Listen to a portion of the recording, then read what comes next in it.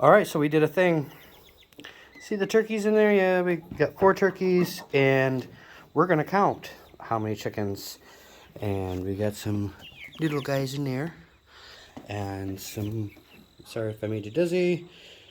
Some little guys in there. Moving the camera back. Okay. So we're gonna count these guys. This is how we moved them in here. We're gonna set them up in this pen. This is a very temporary, because this is actually gonna be for farrowing. Once the first farrowing happens, then we're gonna set up several pens inside for farrowing for other pigs that we have. But I did this real quick earlier today. It was not very hard to do. I used this bucket, nice and square, easy to use. Put these little bucket feeders on there, the water, and they just screw on from the backside with a little rubber washer. I should keep the video and that's what we're going to use for now. I'll probably set up a second bucket because there's so many of them. And our hose is right here. We just turn the water on, fill it up, good to go. That's a real nice setup in here for that. So these guys will be in here for a little while. The ones that are bigger and of size are going to go right to the freezer. The ones that are smaller, we'll grow them out. And ones that we want to keep for an egg layer or two, we may. But essentially, these were all, not essentially, these were all given to us free from a local farmer that has had our hands full. And we owe a lot of our success to them, I think, for a lot of the things they've done for us. So when we're done, she'll be getting meat in her freezer, turkey and chickens, and we make sure we pay it back and always take care of those people that take care of you, even though they're like, yeah, don't worry about it. No, I am worried about it. Good people, you really make sure you take care of them, especially when they're so generous and such great people that would help you with anything you ever need.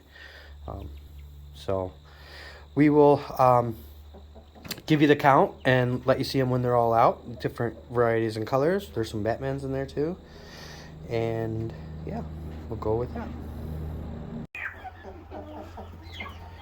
So we have 42 chickens, roosters, and 4 turkeys. So there they are. So how we manage smell and ammonia and just keeping it clean in general inside this pen is that this door is grated. That door typically stays open. It's just slightly closed right now, but air comes through here, and then we have a, sorry about that, fan up top there, and that fan will run if the smell starts getting worse or whatever, and it creates a draft that goes upwards instead of on the ground. But yeah, there's quite a few birds here that actually can go right to processing. Yeah. This is a I can't remember what it's called, but pet chicken. No. Yeah, it's a pet chicken. You can pet it, sure, until the freezer. No. So they'll do all right in here. They already found the water. We'll leave them alone here pretty soon, just to kind of let them get acclimated and not get stressed out by picking them up. Look, Daddy, piggies. Here's something else, Angel. Guys, oh, the 3 pigs, Dad. Dad, 3 pigs. So that's all the birds. Yep, and then the piggies are on the other side right now. Hi, piggies. They're getting ready to go with the other ones here pretty soon. And then, yeah. But all our other chickens are free-ranged. So once we figure out who's staying and going, they'll be free-ranged with everybody else. And we'll get them some feed in here. And they'll be all set. Okay. All right. Thank you, and Goodbye. yeah. Remember, healthy, happy animals lead to healthy, happy people. So back in the chicken pen, we decided which ones we're keeping and decided which ones are going for the most part. So I'll flip the screen around. You can take a look, see what we have. So the bigger birds are going to processing day. Some of the smaller ones will grow up, and the turkeys we keep in. We'll just get them away from these food-hungry big guys here and girls, and then they'll get their mix of feed. And we got a few little ones here that we're going to be keeping as well. We're going to grow those up and see if they're hens or roosters. And did nobody give you attention today? Oh my goodness. Nobody to give you lovin's? Oh, you poor things. It's your piggies. So, majority and all the larger ones will be going to freezer camp, and then the smaller ones will stay in here with the turkeys as we grow them up. And then when the turkeys get big enough, we may place them with the other turkeys, but there's quite the size difference, so I don't know when that'll happen or even if, but it has to happen by November, or they need to be moved to a different pen. And maybe the ones where I'm going to show you next is where we'll put them for the remainder of their growth. We'll see. But yep. So these are what's left, and then I'll go show you what we decided to keep. And my wife really knows more why we decided to keep than I, just due to the type of eggs and stuff. So I'll get out of here, loud pigs, and keep you updated. Alright, here's some of the birds that we've decided to keep. We kept 2 roosters. Yeah, loud pigs or loud ducks.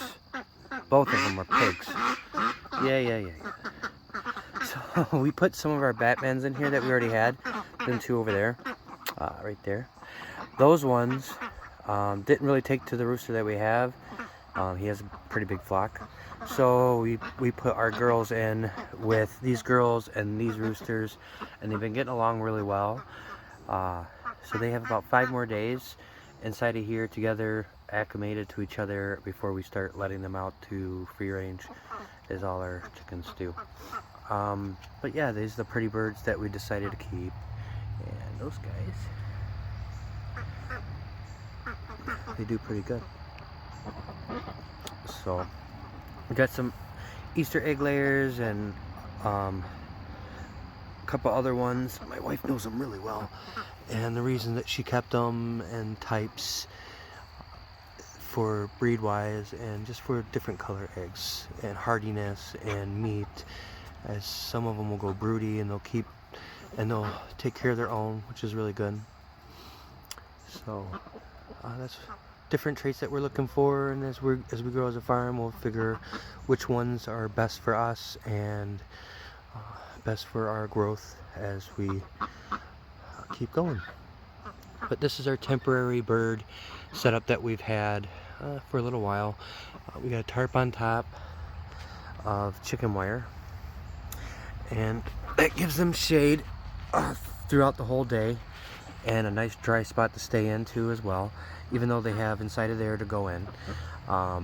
Just a little extra added, whatever you need. But the whole thing's encased in chicken wire, and we have a little thing for water right now, and I gotta get a different feeding bucket out here for them. So they'll be good in here for a little bit. But my suggestion is that we're going to probably move the turkeys and the smaller ones that we're deciding to keep or not into here, and grow them out and regulate their food a little bit, see who's who. We could let the smaller ones get a little bit bigger and then go free range as they grow into the hen or rooster that they are, and then we'll know who we want to keep.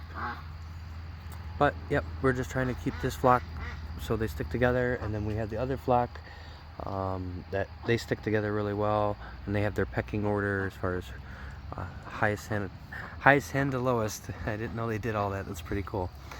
But when I had the turkeys in here, I should probably put this ladder up too. We used this wooden ladder as a perching spot, and they would perch on top of that to keep off the ground, added security. But they also have inside the house here, which we had heating light on earlier this spring for some other animals, and for our turkeys when we had them in there. So that's pretty much it. That's this little update to the second flock that we've added to our farm now. And the flock that we have now does really well with free ranging and picking up the scraps from the pigs, the scraps from the ducks, what they leave behind and don't get, and the bugs, everything else that's around them. And they stay in our yard, the backyard. They do really well with foraging. So there we go, some pretty birds. It'll be fun to have some extra guys hanging around.